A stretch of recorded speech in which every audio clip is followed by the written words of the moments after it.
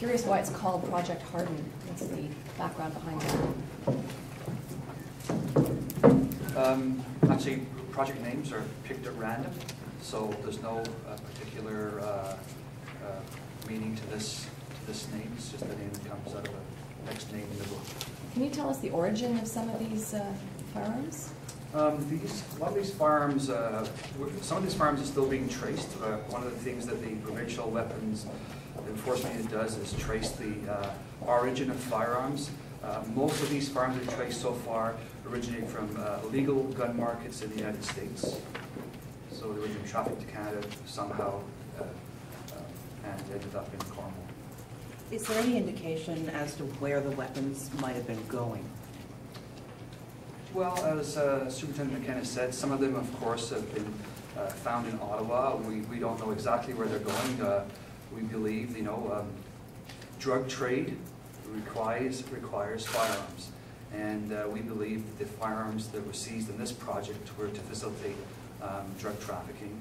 And we certainly believe that a number of these firearms would have landed in the hands of street gangs in the city of Ottawa, and we've seen that. And I don't know if Superintendent McKenna wants to comment on that. Any other questions? Moi, j'aurais peut-être entendre quelqu'un en français là-dessus. Je ne sais pas s'il y a quelqu'un qui est à l'aise. I have to have my friendly. We do have a French officer that can respond Okay. afterwards, if that's okay. Oui. Yes, he will. He'll address you afterwards. Okay. Thanks. Obviously, there's still guns out there that are being smuggled into Canada. Do you guys? Where do we go from here?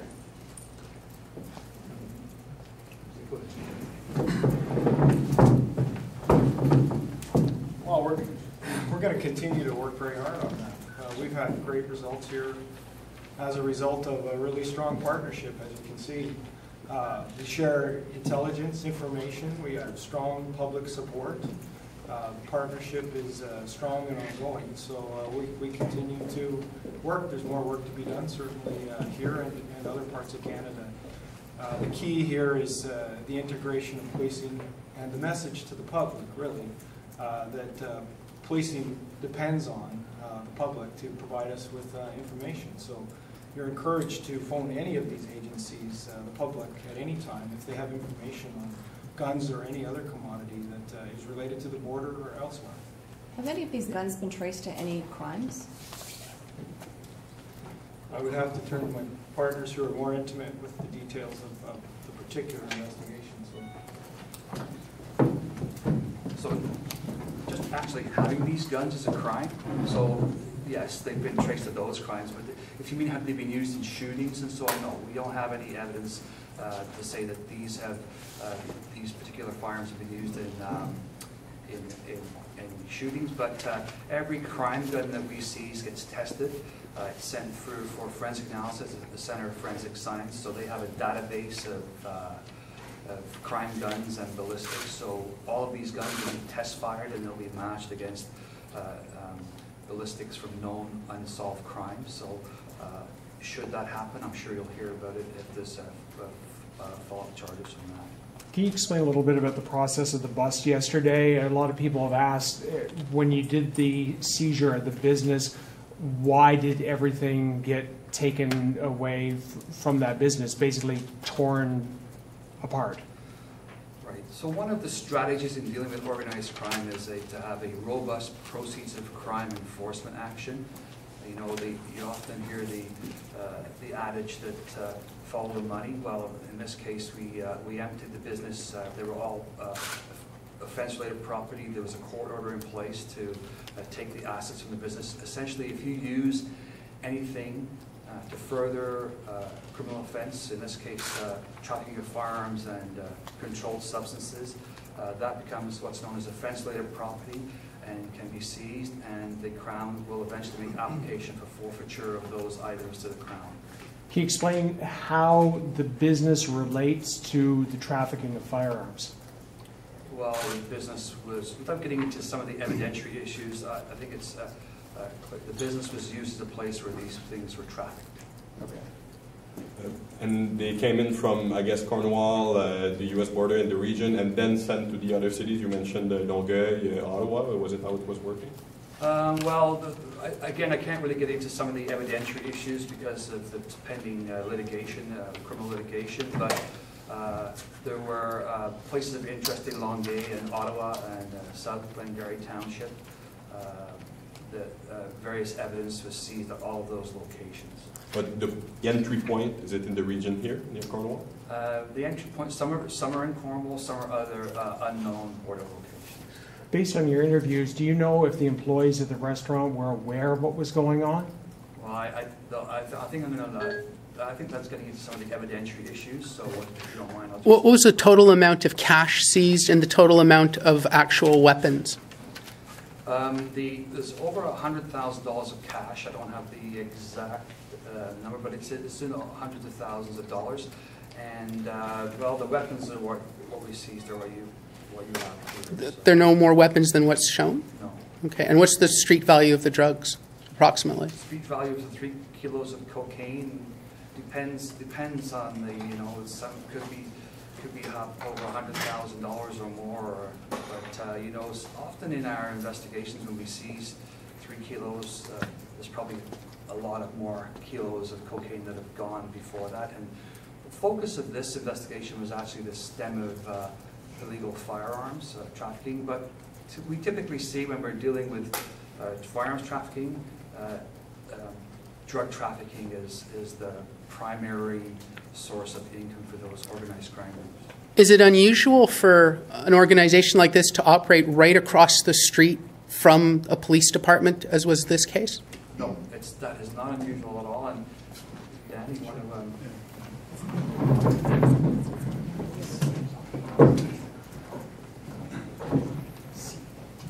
I think I would characterize the location as bold. However, once the project was underway, we were well aware of its location. I don't know if it would be a common activity that an organized crime group would work out of a location directly across from the police station, but it certainly wasn't missed. So just so I'm clear, the bulk of these guns were at that restaurant? Is that clear? Is that what I understand? They were seized at various places. Some firearms were seized yesterday during the search warrants. Some were found at that location. Others were seized during the course of the investigation. And Acting Superintendent, can you comment about how many, do you know how many of the shootings last year, how many of the homicides were linked to potentially guns like this? Well, the 2 recent homicides that we've had in 2015 were both firearms. They were homicides where firearms were involved. Have you recovered the firearms? We haven't recovered the one firearm from one of the homicides, and there's been charges laid, but we have not recovered the firearm from the first homicide earlier in 2015. We, of course, had a record year in terms of shootings last year. What impact does something like this mean to the Ottawa area? Well, as Superintendent Beasley spoke, any firearm that we're able to seize has an impact, because we don't know where that firearm could land in the future. So just the volume of handguns that we were able to seize, and again, that was the primary focus. But what also comes from that is the drugs that were seized as well. Do you have an approximate global sum of the cost of Project Harden?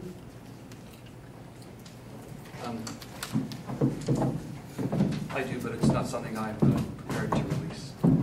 What's the long-term strategy? Because it seems it's not the first operation like that in the region here. So what's the strategy long-term to try to fix the problem of guns and traffic coming from the U.S.? In Ontario, we have the Provincial Weapons Enforcement Unit. That is a joint force operation that comprised of Ottawa Police Service, the OPP, Durham Regional Police, York Regional Police, Peel Regional Police, Hull Regional Police, Hamilton, Niagara, Windsor, and the Canadian Border Services Agency.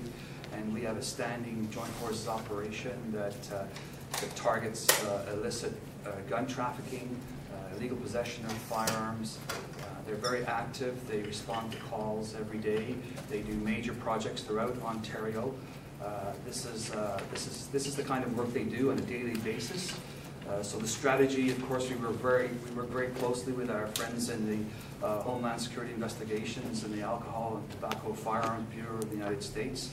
And the primary source of firearms in Canada, of course, is the United States. So we work very closely with those agencies to catch people who are trying to smuggle guns. And of course, the CBSA has the primary responsibility for border security. So I don't know if you'd like to. The Canada Border Service AG is very proud to have taken part in this operation. And we want to thank all of our employees for their hard work and dedication towards Project Harden. As the agency responsible for border enforcement, we assisted our police partners in this investigation prior with intelligence support related to trans-border activities. We conducted surveillance, provided law enforcement support, sharing information on cross-border activities of subject of interest. Our agency takes a high priority when it comes to looking at detection, investigation, interdiction of undeclared firearms and prohibited weapons. We recognize the importance of proactive intelligence sharing, and this is our approach to how we share this information. We've combined currently a number of joint force operations with our partners, including Pew, and our officers are trained to frontline borders, dealing with advanced information, innovative technological solutions, and information sharing, as well as our training to identify high-risk goods and people. And what can you tell us about the Cornwall region, the importance of the Cornwall region in gun smuggling? Yeah, from a border perspective, we have a border checkpoint here, the CBSA operation in Cornwall, Aquasasna area. We've been operating there for a number of years. We're responsible for all the port of entry crossing. So any law enforcement at port of entry. Between the ports of entry is responsible for the RCMP, our partners the RCMP. But how important it is, you know, if you compare to other entry points, you know, for gun smuggling, is it because it's close to Quebec and Ontario? Is it a strategic point here? Well, it's a central area, so we've got a strategic location, as you talk about, to some of your central organized crime elements in Montreal, to the east of us, as well as Toronto to the west.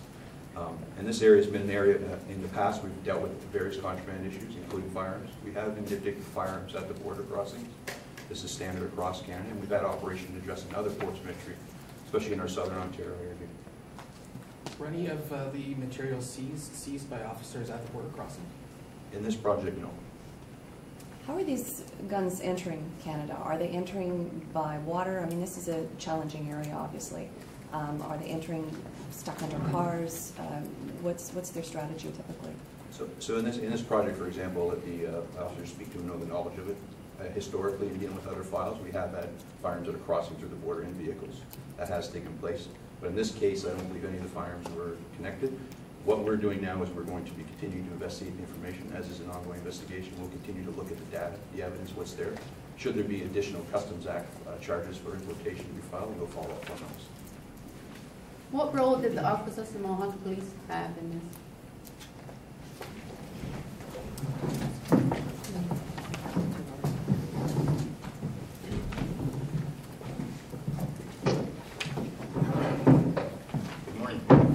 The acquisition of Mohawk Police was present and involved on the onsides of this investigation.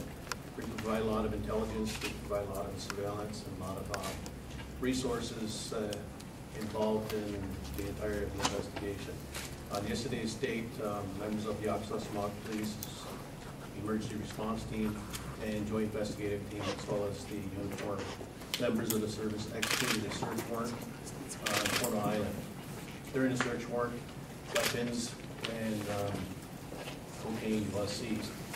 What was troubling for the Mohawk Police was that a loaded handgun was located within the residence, and for officer safety concern, that's a concern for all of us. We would like to acknowledge the cooperation between all the services present here today, as well as all the dedication from all the investigating officers that were involved, from the investigation to the execution of the search warrants yesterday. Any other questions? For the individuals who live and work in the area and use this border crossing regularly, will they expect a thickening of the screening process as they cross over to the island or come from the island to Cornwall or go over into the U.S. as a result of this investigation?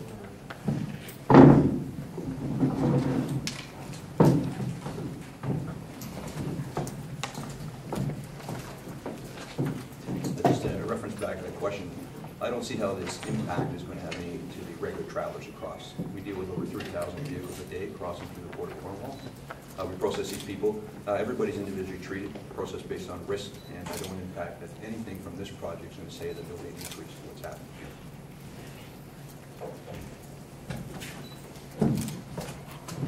One more question? That's great, Can you- thank you very much. Go ahead. I was going to say, could you say, does this investigation or this operation, does it have any ties outside of North America?